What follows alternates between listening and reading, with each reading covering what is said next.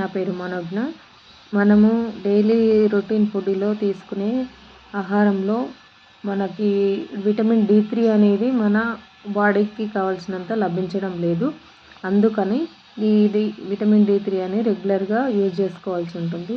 ఇది లోపించడం వల్ల మనకు డిస్టర్బెన్స్ ఏంటో చూద్దాము. డైలీ మనకి 800 నుంచి 1500 మిల్లీగ్రామ్స్ యొక్క కాల్షియం అయితే మనకు కావాలి.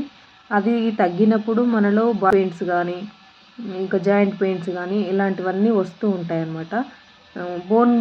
బోన్లో టీత్లో మనకి 99% అనేది కాల్షియం ఉంటుంది, 1% బ్లడ్లో ఉంటుంది.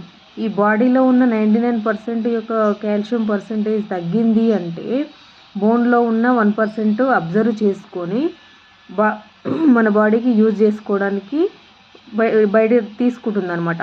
ఆ తీసుకోవడం వల్ల బోన్స్ అనేది పెలుసుగా మారి చిన్నగా కింద పడంగానే విరిగిపోతుంటాయి.